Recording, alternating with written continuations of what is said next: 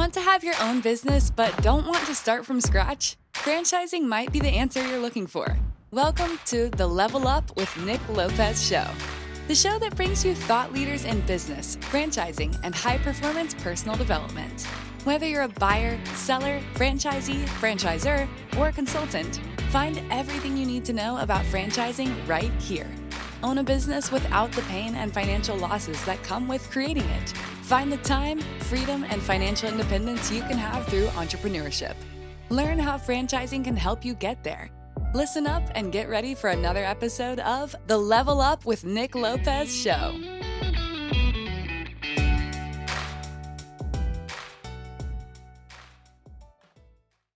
Welcome to the Level Up show with Nick Lopez, where we get the absolute pleasure of learning from thought leaders in business, franchising, and high-performance personal development. Today's guest goes without exception. He is the co-founder of 5 Star Painting, as well as the co-founder of the home service platform 5 Star Franchising, Mr. Scott Abbott. Welcome to the show. Thanks, Nick. It's a pleasure to have you. Let's go. Let's go. Absolutely. In the words of one of the most amazing people I know, let's go, right, Nick? Let's go. Absolutely. Well, Scott, so many folks say, hey, I didn't necessarily raise my hand and choose franchising. Franchising has a way of finding people. So I'm curious, Scott, what's your story? How did franchising find you? Yeah, great question. And it definitely comes back to the beginning of time in the 5 Star world. So it was around 2003, and I was at a friend's wedding, a guy that I'd known since high school, and some friends of mine who were really close friends throughout high school flew in for that wedding from Edmonton, Alberta. And one of them, Chad Jones, who's my one of the co-founders and still very close friend, was at the time running a basement renovation company. And there was another co-founder named Connor Kolba, who I'd known since he was 15. And he was running a little painting company called, I think it's called 5 Star Enterprises, or maybe Coal Star Enterprises, or something like that. I can't remember the exact name. But they came into the wedding, and as we're at this wedding, we're just chatting and catching up. And I was pursuing other interests at the time, and was pursuing an undergrad in business, and the business I had been working on, the project, was not working out. It was not really coming to fruition, and I was looking to do something different. And I'd taken a job at an accounting firm called BDO Dunwoody, which I hated with all my life. It was my only real attempt at trying to fit inside a conglomerate or some large organization that we had to wear suits all day long, and it could not have met me. It just was one of the hardest times to. No way. Driving to the office was just hell. Hated it. Anyway, great company. It's nothing to do with the business or the people, because the people at BDO were great. The organization was wonderful. Suits are just too stuffy for me. An accounting environment with big offices, it's just not who I am. And so recognizing that, I was plotting my escape. And anyway, so at this wedding, these two friends of mine were talking about how they were experiencing some real struggles trying to expand their little painting construction company in Edmonton to Calgary, Saskatoon, and Vancouver. And what they had done right was they're very aggressive at marketing, but they really just had in every instance, a bad example or a bad thing would happen. Like the local manager of the operation in Calgary would steal customers. The guy in Vancouver would steal money. There was just constantly this problem where whoever they put in place in those markets really just didn't have an ownership mentality.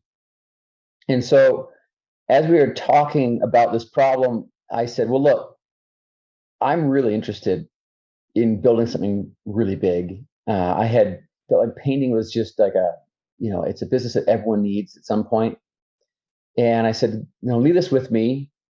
I'm going to do some research, and we're going to franchise this thing. And they're like, what the hell's franchising? And I said, well, I don't know really how it works because I've never done it before. But I had known that my dad, years before that, when I was younger, had been involved in franchising. He was selling or getting involved in sales of a franchise concept called Koya Japan, which is like a Japanese kind of franchise fast food concept, and a couple others. And I remember hearing about how it would work and how people would buy it, a market or a territory, and then from that they'd build their own business. And I just knew the problem we had to solve was we needed to make sure that in every market we had opened up in, we needed to have someone who owned it, someone who had that ownership mentality, that paid for it, had skin in the game, and weren't going to go anywhere. And so we got to work. In fact, I think we painted the house of our first franchise lawyer as trade to get the FDD written. And back then, this is up in Canada, the wild, wild west of franchising, where back in those days it was called the UFOC, not the UFC. It was the Uniform Franchise Offering Circular was what it was called in the United States. In Canada, we didn't have anything. There was no real laws. A couple of provinces, I think Ontario required something, but Saskatchewan and Alberta and BC and Manitoba, which is where we were really starting, didn't really have any laws. And so we could just kind of just sell franchises and say what we wanted to say, and it didn't matter. There was no real governing law. But in order to expand to the States, we needed to have that stuff put together. So we started getting to work on that. It was really interesting because as we were working on solving the problem of creating a business opportunity for somebody, we opened up a location in Winnipeg, Manitoba, which is where I was living. And we used to have these yard signs out. I'm sure you do them too, Nick. After every job you do, you put the lawn sign up saying line painting, it's on your truck. You go when you're not busy and there's not enough calls, you go plant them on some corners of different streets. It was all hustle. It was all hustle back then too. And I had built a website, and I was running tests using this website and phone numbers to find out what was working, what wasn't working in the marketplace. It's just funny how life works, right? This guy, his name was Alan Turner, 6'4", black belt in Kung Fu, nicest man ever, soft-spoken, but very confident. And he saw one of my lawn signs, and he called me up, and he's like, hey, I wanted to buy a CertaPro, but I found you guys. I think you're better. Yeah, we are. Well, he paid that full franchise fee like everyone else did, and bought Winnipeg, Manitoba, Canada as our very first franchise territory. And it happened at a time just when I was moving down to Utah to do my MBA and open up some locations down in the States. And that was just kind of the first sale, the one of many to come. And it's all hustle in those days. It was all hustle. But franchising, what spoke to me, even though I didn't understand the model very well, is giving ownership of that business to somebody, giving them the ability to create their own business, made all the difference, right? They now cared about that a lot more than a job. And it's a beautiful thing. People are paying to help you expand, and then they are now committed. It was just the perfect model for us. That's awesome. And the fact that your dad was involved with franchising sounds like it gave you the familiarity, the confidence to say, franchising is a model that we can take this business that's in high demand that people always need and grow and take it beyond just this small painting business. So I'm curious, Scott, how did you meet your partner, Chad? How did he get involved? How did you guys end up working together? Yeah, fun story. So I'm Mormon, or LDS, or what do you want to call it? I belong to my faith, and been that way since I was a young kid. And we were I was in this little small chapel in Winnipeg, Manitoba, and Chad just moved in from out east. I think he came in from Toronto, and he was like 11 years old. And new kid in the block shows up to church on Sunday. We're sitting beside each other and goofing off and having a great old time. And that was, that's where we met. I can still remember the day I met him. We became close friends from that day forward. And I always had a lot of respect for Chad. He's such a good person. And he's very, very just tons of fun. And so he's the kind of person that I knew I'd want to work with and be a business partner with. He definitely cares about people, wants to be successful. He's very, very open-minded to ideas and being aggressive in business, and very, very positive, right? Like, how hard business can be, and starting a company, how challenging it can be. There are moments in anyone's business where you can question whether or not it was a good decision. Chad was just a force of positivity, of knowing it'll work out, and being willing to take some really big sacrifices early on in the business to get an outcome we all wanted. And so he was just the perfect partner. I always say that business is the ultimate personal development course. Everyone has different traits and elements that they need to close gaps on in order to meet their goals and create something from nothing. And that's a personal development course. But I always say, in addition to that personally, from my own experience, I've always been delusionally optimistic. And I think it requires I call that irrational exuberance. Yeah. And so I can see how Chad brings that to your partnership. So how long have you guys known each other? I mean, my gosh, it must be quite some time now. 37 years, 36 years. Wow. And still business partners, so it's going great. Yeah, it is. It's been great. It's been awesome. So I'm curious, why the name 5-Star Painting? Yeah, that's a really good question. I think the name.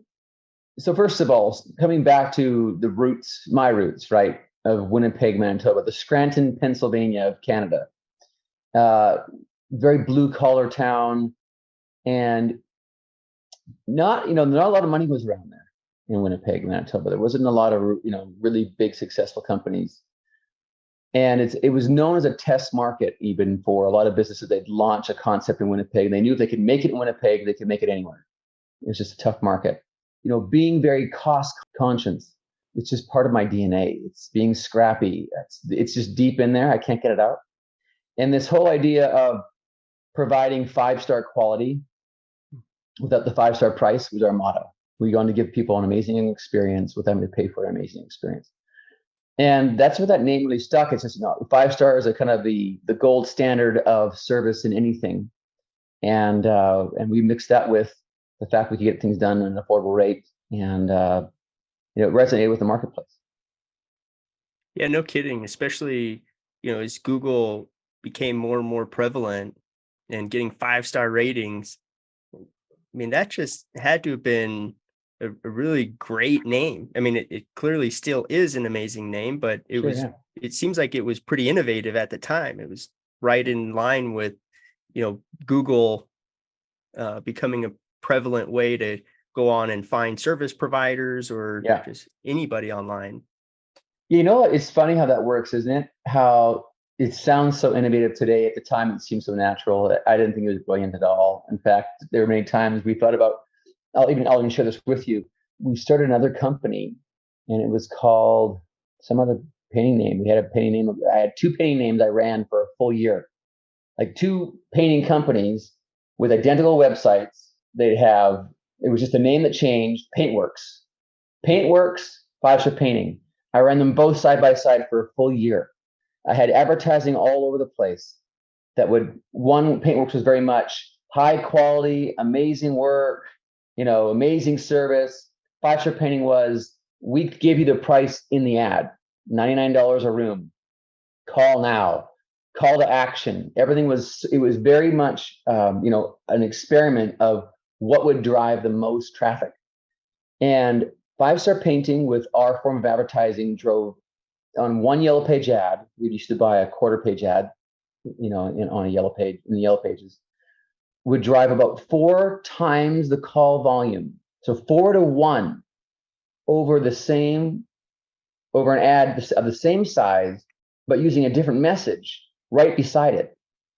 So if you called up, my call center would say 5-star painting and then hang up. And then if it rang again, it was Paintworks.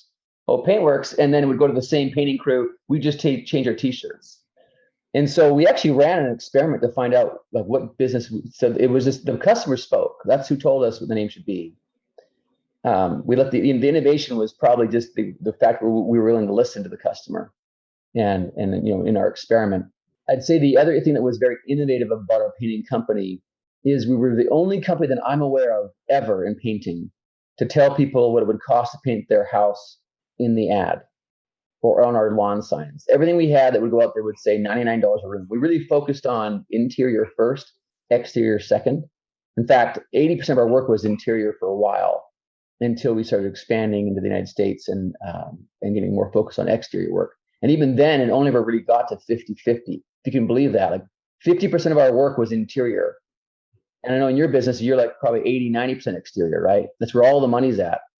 And the reality is we viewed this as, once again, in business, it's all about being different. I don't care what you are, just don't be like everybody else, right? And so what we realized was that most painting companies weren't focused on the interior. We also realized that customers are very picky about who they let into their home. So clean, on time, on budget was our motto. It was all on all of our ads, right? Cleanliness really matters if you're in the house. So those things resonate with customers. They were willing to call us. And we also found that our close rate on interior jobs was almost 2x our close rate on exterior jobs. Because they'd only call us and maybe one other person to come to a bid inside. But on the exterior, they'd call 4 or 5 companies. And on the exterior, they didn't care about using paint on you if you weren't looking, sharp, or if your truck wasn't, wrapped, or all those things. But they did care about that if you're coming in the house. And if you showed up and you weren't clean cut, if you had tattoos all over your arm and your face, and you looked like you weren't reputable in some way, they would use you in your exterior of the house, but they wouldn't want you to come inside the house.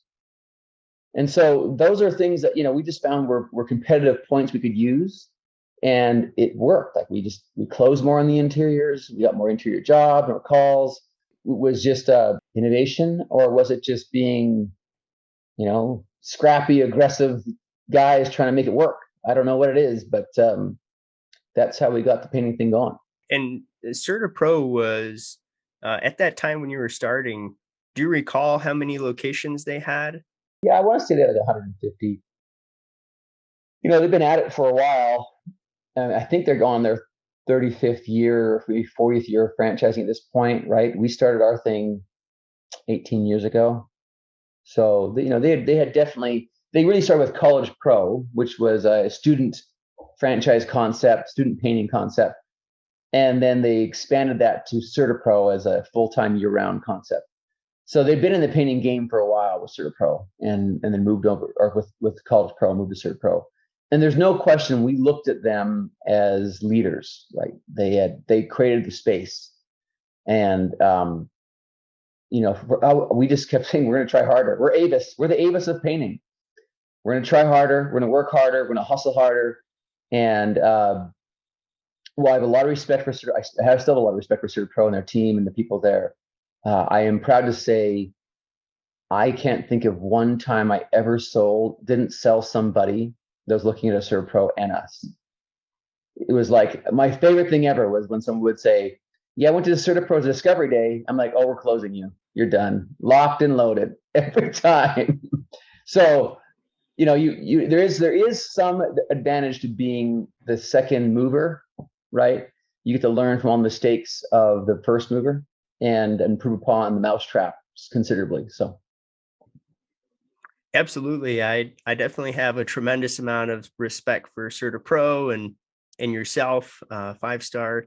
You definitely paved the way for the business model in painting, specifically in franchising, and hearing some of the scrappiness, as you refer to it as, that trial and error, and really adjusting to what consumers are looking for. Personally, I look at the name 5-star, and I just see it as being so relevant for exactly what day and age we're in now, which is Google and 5-star ratings.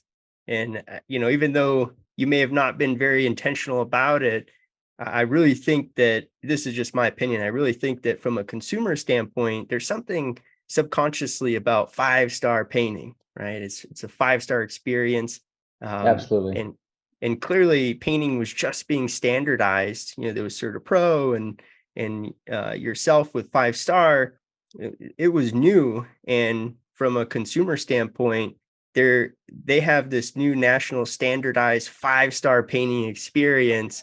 I can just see how that must have been a ton of fun, taking that to new markets and bringing a lot of value to consumers, and allowing and giving that platform to franchise partners to exercise that entrepreneurialism in with Mm-hmm. that winning formula.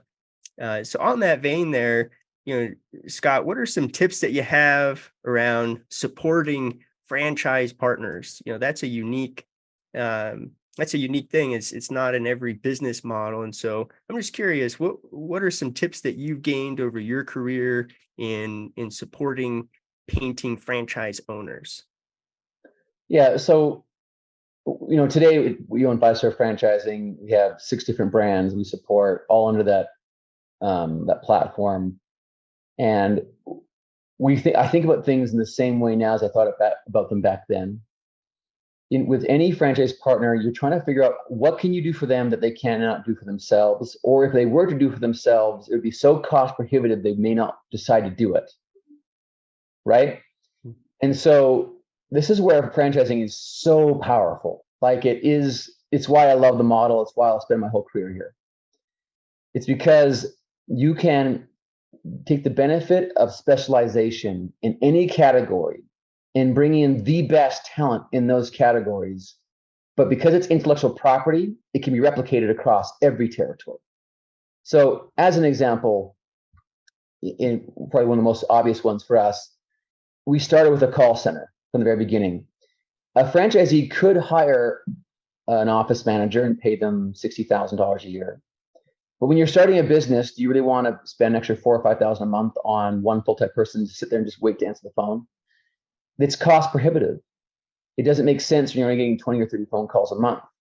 But yet the customer experience is so critical. If you want to offer a 5-star experience, you got to get that right from the beginning, the moment they engage with your brand, to the end, to when the product has been paid for, right? You have to make sure every step along the way is absolutely superior, so you get a 5-star rating, which I'll just share this with you. I had some fun with this.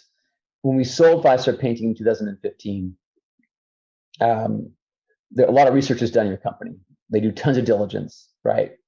And they hired a group to go and look at every review that was ever left anywhere on the internet for a 5-star painting. And so now I knew this was happening, but I didn't know the results. They don't share all the information with you, right?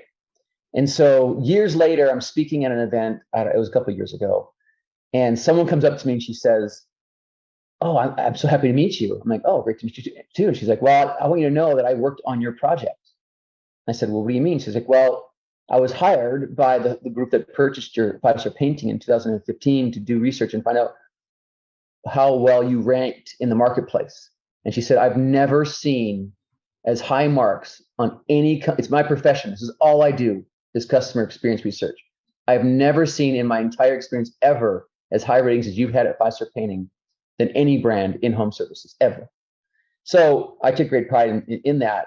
So coming back to, once again, doing for your franchisees what they can't do for themselves, or it would be cost prohibitive, right? So for us, we provided that call center. And then next level, right? So there's just answering the phone, but now innovating, it's actually one of our values at 5-star franchising. Innovation. How do you do things better with what you have? So how do you make sure that every interaction with that customer, whether it be text, phone, chat, online scheduling, giving them all the tools possible to let a consumer book, right? Any way they want, and making that seamless and tracking exactly where it all came from so you can attribute how you're getting the business.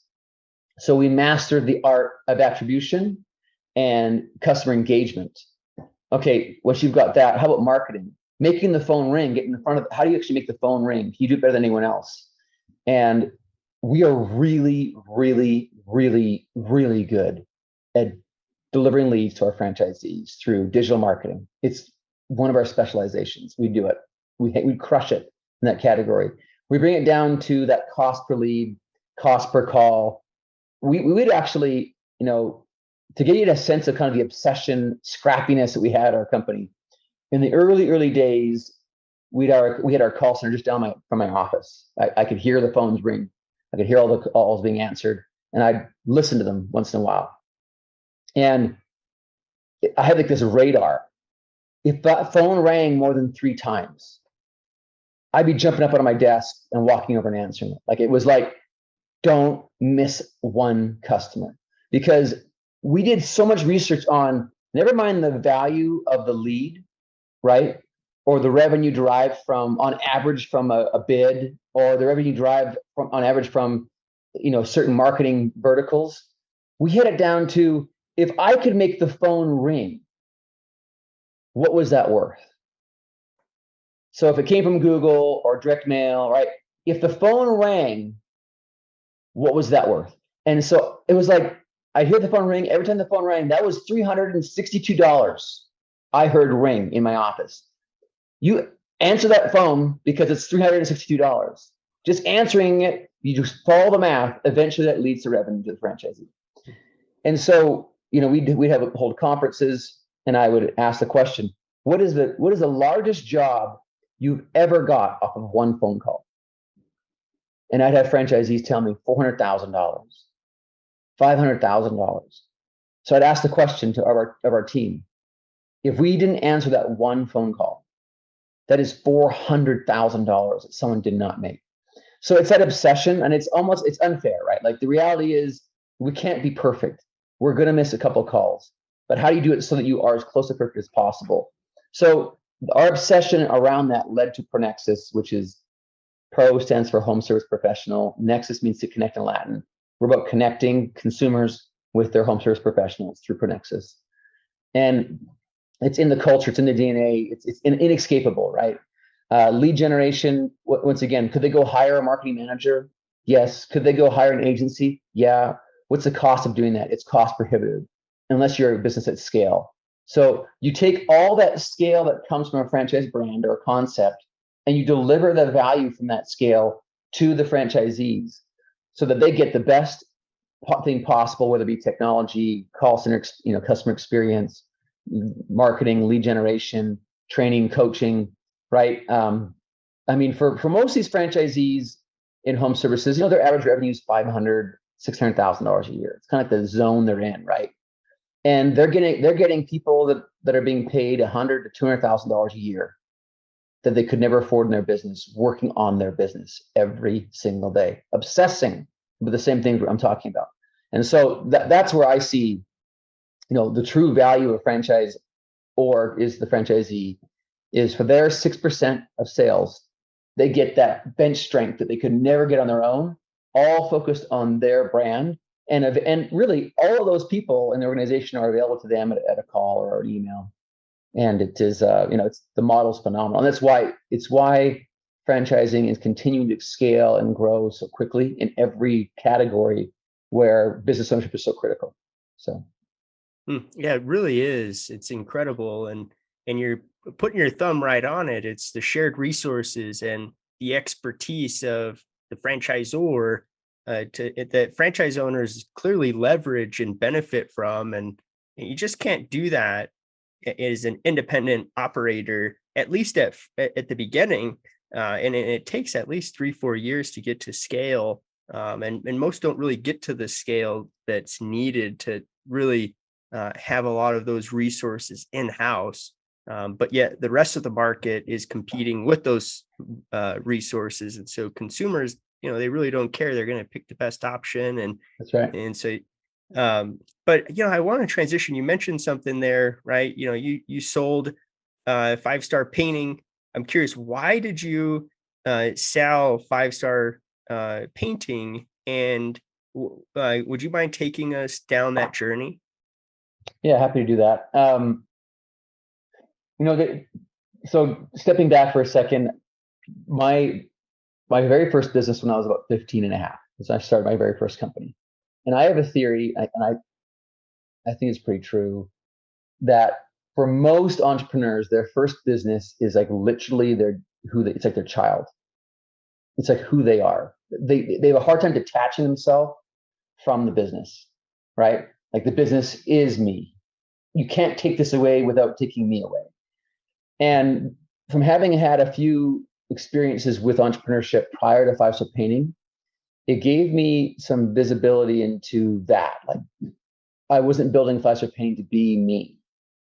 Well, I had taken much of what I knew about business and put it into the company and gave everything I could possibly to make it successful. The reality was is I never felt like Five Star Painting was my child or a part of me. So coming to terms with selling it was not difficult. In fact, I knew when we were building the company that we were going to sell it. It was just a matter of time. So, as long as we add value to the organization, we continue to run it. And that's not like we couldn't have continued to add value after 2015 when we sold it. But one thing that stuck out to me that kind of opened my mind and made me think a little bit differently about this was, you mentioned it earlier, and I said it, I call it irrational exuberance. What did you call it? Optimistically delusional. Delusionally optimistic. Yep. Delusionally optimistic. Yep. I love both that. So, as an entrepreneur, it's irrational to have as much confidence in yourself, right? I'd never franchised anything, but yet I had all this confidence that I'd be successful. That doesn't make any sense, but it is. That's what confidence can do. You can overcome incredible obstacles when you believe in yourself, when you truly think you can get something done, even though you really doesn't make sense you could. So similarly, with Five Star Painting, we'd been putting everything we could into it, and we walked right into the 2009, 2010 recession. And so for the very first time in my life, I experienced something that said, something out there could happen that you have no control over that could take it all away. Doesn't matter how hardworking you are, how smart you are. I was watching people in business that were smarter than me and worked harder than me all over losing their companies because of what happened in 2009, 2010. And so that shook my confidence a little bit and made me think about, wow, the bigger this becomes, the greater piece of my net worth is tied up in an asset that is not liquid. And I have 5 kids, and I work. I love what I do, but my family's why I'm here. Like I'm here for them more than anything else. That's more important to me than anything else. So I didn't want to be in a position later on in life where I built something of real true value only to have it taken from me because of some event external to what I could control. So what I did know though was Five Star Painting was going to be huge and would continue to grow without me. It was a matter of finding the right partner. And so I'd met the group from Neighborly, which back then was called Dwyer Group. I was impressed by their team, impressed by the values they held, impressed by the scale that they've achieved. And I approached them and said, listen, I'm ready to move on, but I don't want to give up all my ownership. It's not about me, taking all the chips off the table and saying I don't believe in it any longer. It was me saying, I want to de-risk my life, take some chips off the table, and how much can I roll back in? And so we rolled the maximum they'd let us. And I negotiated up from what they offered to as much as they possibly would let us do. And it was the best decision I ever made. And I can give a lot of thanks to the people at Neighborly and Dwyer Group. They built an amazing company. If I look at the value of the stock that I rolled into in 2015 to the day when we traded out in 2018 and again in 2021, it's about a 10x return on our investment on the money that we left rolled in. And that's it's life changing. This stuff's life changing. And so really, it really was wanting to let Five Star Painting continue to grow. In fact, to this day, we still do their call center work. I still do some marketing work for some of their franchisees, and I still provide them their software. They still use our field software to run their business, and I still love it. The business is growing. It's massive. It's done very, very well, and we continue to be a small part of that. But it really for me was just de-risking my life. And then it's funny because in doing that, I came right back to the thing I love. but no longer for the same reasons, right? Like I'm not here any longer for the money. It's the money's nice. We do great. We're fine, but we're not here because we need the money any longer. We're here because we love what we do. Oh, well said. And I can tell you firsthand that, personally, I've gone through experiences really just this year that have shown me exactly what you mentioned, the attachment to, like, for myself, line Mm, painting, and how much my personal identity and who I am is tied up in the business. Granted, going through those experiences, I've been able to, I equated it to, have you ever watched the Spider-Man movie where, it's the Venom version, the black uh mm. suit that comes on, and he's trying to tear this thing off, and he detaches it, right? And so I can absolutely relate. I didn't have prior businesses that gave me that experience, but that is very much a real thing. And being on the other side, you're able to run the business in a totally different capacity when the business is no longer associated with who you are, right? Yeah. And that's a very important step, at least in my career, that I've had to make. But Scott, you own Five Star Franchising. It's a home services platform. Why is a home services platform beneficial for franchise owners? Yeah, that's a really good question. And so, in the same way, why a franchisor is beneficial to a franchisee is the same way a platform is beneficial to a franchisor, right? It's the same mentality. What can I do for the platform, for the franchise brand that we belong to our group, that it can't do for itself, right? How do you scale and up level every part of the business so that the franchise brand that is part of the platform benefits by even better talent, experience, technology, systems, training, support? So in a way, we are making the franchise brand a part of something where they get all the value from an experience from all of the team around how to build the best brand. And it is, what I've seen is, I mean, it's incredible. I just look at the last year with all the brands that we've purchased in the last 18 months, and what we have done in those companies in terms of raising the bar and leveling up the business, and it's been incredible. In some cases, we've seen almost a 3x in profitability for some of the brands that are part of our platform, and people love to win, right? You love to be on a winning team.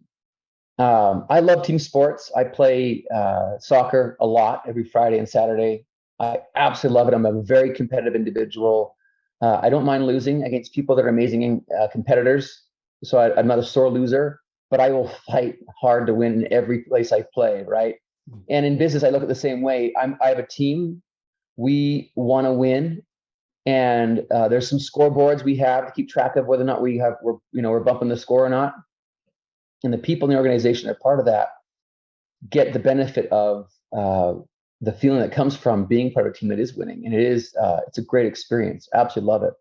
So we keep looking at ways, and in all the same things. It's in marketing, it's in technology, it's in systems, it's in support, it's in the customer experience. All the same things you give to the franchisee, you're now giving the franchisor to give down to the franchisee, and constantly up leveling the game. So departmentally, you're able to take your platform's leadership team and complement the existing brand's leadership team, but really add rocket fuel across the systems and bring world-class systems and process and experience and capital to elevate that brand. And ultimately, that all impacts the franchise owner. Scott, something that you said that I really appreciated when I asked you about, Five Star Painting being acquired. You said, hey, I went and I found the right partner. And at the time it was Dwyer Group, now Neighborly, but they were an organization, a home services platform that you knew aligned with 5-star painting and would ultimately do just that, level up the brand and take it to the next level. And so clearly you're doing that now with 5-star franchising. Uh, and so, when you go through that process of acquiring a brand, what does it look like with the existing leadership team of that brand? How does that integration happen? What does it look like?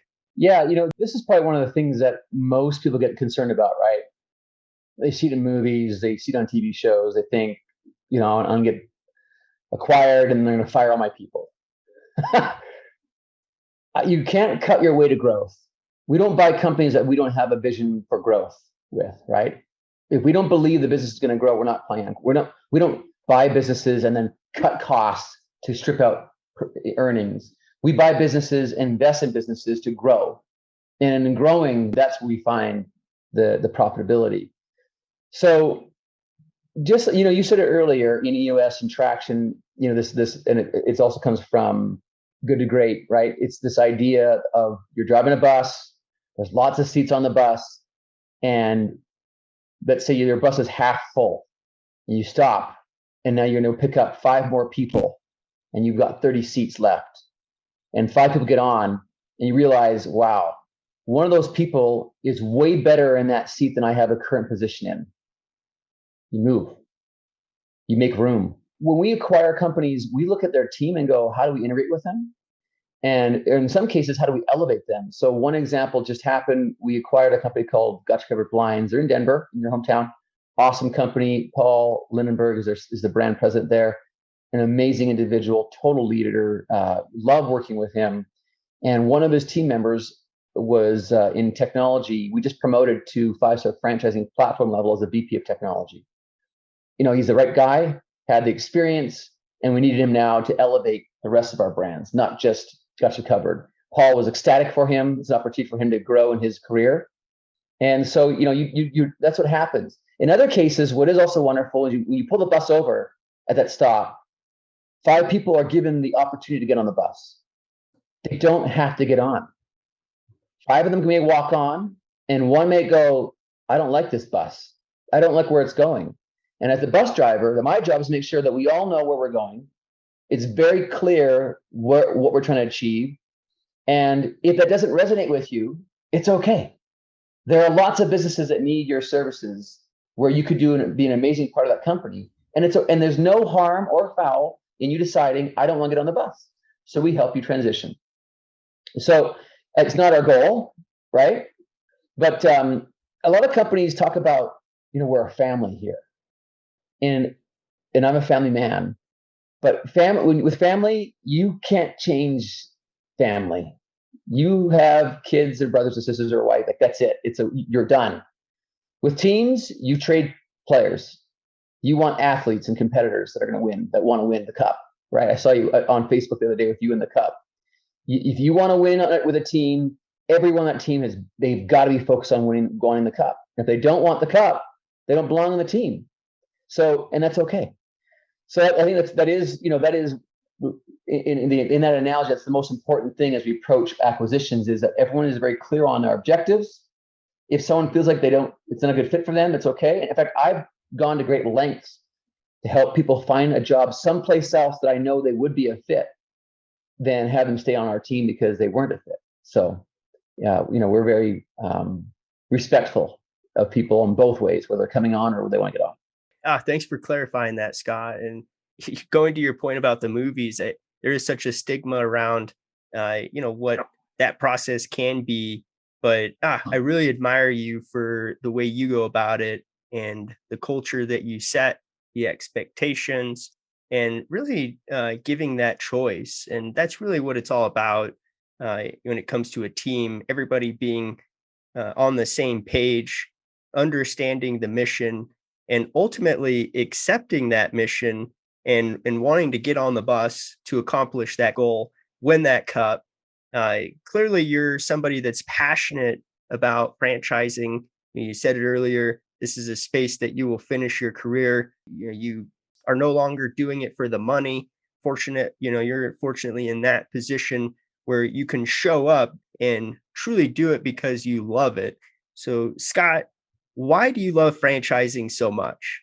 I'm not going to say this properly, but I'll do my best. The last year's IFA, or this year, I guess it was in February, Charlie Chase, who's one of the founders of ServPro and at First Service Franchising, he's the chairman of the IFA this year. And he was speaking about why franchising. And he was talking about, when you think about the model of franchising, and instead of being part of a conglomerate that owns the whole thing and you're a cog in the wheel and you're being paid a salary which may amount to 0.1%, 0.01% of the entire revenue, it flips that whole model on its head and says, what if we make you the owner? We turn you into the entrepreneur and you own 94% of the revenue, and you give us 6% to give you all the tools that you had at the conglomerate that you worked at before. And if you are, if you're someone in white collar, working in a big office environment, you're used to having the accounting department, the finance department, the marketing department, the IT department, the call center department. You're used to having all these logistics. They're all there. Whole swaths of people working in this business in these disciplines. And you are a sales guy. And you want all that back office. But now you can do that where you own it. You're building equity for yourself. That is a company you own. It pays you, gives you freedom. It allows you to build something of value. And one day when you're done and you want to retire, you sell that business for a lot of money and you retire a happy person. That's why I love franchising. It gives back way more to the franchisee than in any other business model that I'm aware of, outside of being an entrepreneur by themselves, where they get 100%, but now they got to find a way to build all those departments themselves, which costs way more than 6%. So it's like the perfect model. It's the perfect way, and it's why the model is expanding and it's had such great success. And so I just love seeing, the success rates are like 3, 4, 5x with the marketplace experiences. So, and I know what it's like to fail. First attempt in learning, I believe someone told me that one time. I know what that's like, to where you tried something, it didn't work out. It's hard. It's really hard. And I'd really like to be in a position where I'm helping people avoid those pitfalls so they can be successful. Yeah, Charlie Chase, my goodness. Charlie Chase of ServPro said it so well at the IFA conference this year. And you've lived it out so beautifully, Scott. I really admire you, the two of you, your partner, Chad. And I'll add to what you just said. The franchise space is so unique because you're not only in business for yourself, you get all the benefits of entrepreneurialism, plus everything else, but you're also in business with others. And that community, that culture, it's unique for every system, every brand. But that being in business with other business owners, you don't get it in any other space. And as you've said it several times, it's exactly why franchising is blowing up. It's such an amazing model. And I look forward to seeing what the future holds for franchising. There's so many amazing leaders and definitely thought leaders and high performers in franchising. Scott, thank you for getting on the show today. I really appreciate it. Oh, it's great being on here, Nick. Great to see you. Best of luck to you this year, and let's catch up soon in person. Absolutely. If anybody is interested in getting in touch with you, Scott, how can they do that? Yeah, you reach out to me on LinkedIn. So linkedin.com/dscottabbott, or email sabbott, SABBOTT at 5starfranchising.com. What an amazing show today, right? I'm sure you've leveled up in many different capacities. This is a unique individual here. He's accomplished amazing things. I truly admire and respect him. Please give this video a like. And if you're interested in learning more and leveling up in business, franchising, and high performance, please subscribe. But more importantly, contribute to this conversation. We've covered so much ground. Drop some comments down in the comments. And as always, level up.